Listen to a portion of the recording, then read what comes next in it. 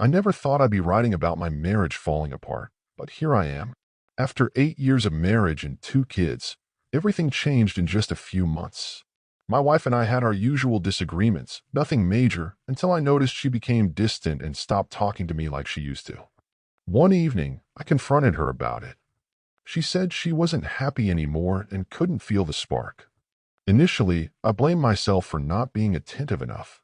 The next day, I saw a strange message on her phone. It was very romantic. When I looked further, I discovered she had been messaging a man for months, filled with "I love you" messages and plans for their future together. Instead of confronting her immediately, I took some time to think clearly. I spoke with lawyers and got one on retainer. After a couple of days, I calmly asked her if she was having an affair. She admitted to it after some hesitation. It had been going on for 6 months, and she claimed it was the deepest emotional connection she'd ever had. I gave her my conditions: cut off contact with him, attend marriage counseling, and work on our relationship. She got angry when I asked her to end contact with him in front of me. She even wanted to see him one last time for closure. I told her if he was so important, she could pack her bags and go live with him. She backed down but called me controlling.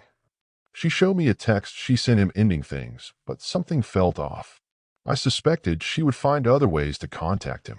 We went to marriage counseling, and the counselor was good at listening to both sides without taking sides. The sessions helped uncover some issues in our relationship, but that didn't excuse her behavior. I caught more messages between them before she completely hid her phone activity. That's when I decided to file for divorce.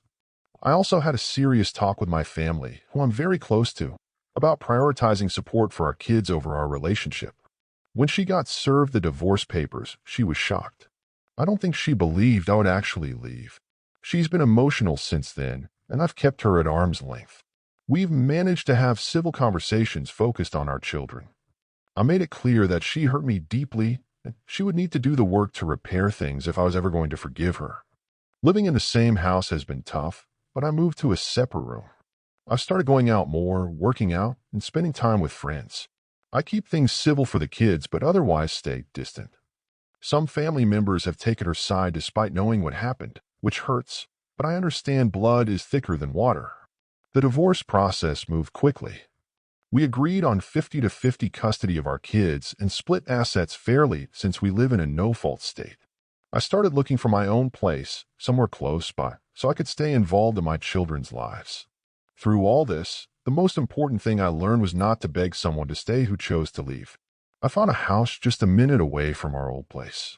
It had everything I wanted: a big fenced backyard, fire pit, garage, and it backed up to a nature preserve.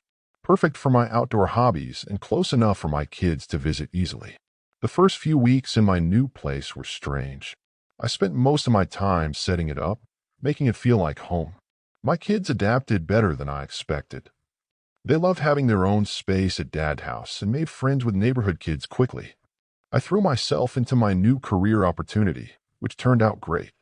The workout program I started showed results, both physically and mentally. I wasn't interested in dating yet. My focus was on my kids and personal growth. My ex kept trying to stay involved in my life. She offered to help decorate my new house and wanted to keep holiday traditions together for the kids. I stayed firm, telling her she ended our relationship when she chose someone else. She wouldn't be welcome in my house. The guy she had the greatest emotional connection with still hadn't shown his face publicly. She still had her phone when I was around during kids' activities. It seemed odd. They could be together openly now, but they were still sneaking around. The divorce became final, and I got the keys to my new place. I took a buyout on our old house, wanting a fresh start. My ex and her boyfriend weren't my concern anymore. As someone once told me, when someone gets with somebody who cheated on their spouse, they're getting someone who cheated on their spouse. My kids handled the transition well. They understood there was dad time and mom time now, and they didn't complain. I kept busy with home improvements. The previous owner was an older divorced man who had let some things slide, but I saw it as a chance to make the place truly mine. I set up a home gym and stuck to my workout routine, boxing 4 times a week. Work was going well. I kept my situation private but still managed to get a raise and new opportunities. I still struggled with focus sometimes, but therapy and exercise helped. The co-parenting was going okay. I kept conversations strictly about the kids, despite her attempts at friendship. Then my kids mentioned he had started coming around, just a little bit. 6 months after everything fell apart, they were still sneaking around like teenagers. A friend of mine who went through a similar divorce 7 years ago met me for beers one Friday night. We were talking about how my ex was slowly bringing her boyfriend into the open, and how my kids were mentioning him more often. My friend noticed I was frustrated and said something that changed my perspective. Think about their situation, two cheaters together. He manipulated a married woman with kids. Now they have to make it work no matter how bad it gets. You can meet someone new and move on if things don't work out. They're stuck together or they'll look stupid. He has to live in your old house, deal with your kids, and handle your ex's family. That's their hell. But you're free. That helped until my daughter's birthday came up. I'd already celebrated with her the previous weekend, small celebration, cake and presents. Then my ex planned her usual big party at our old house.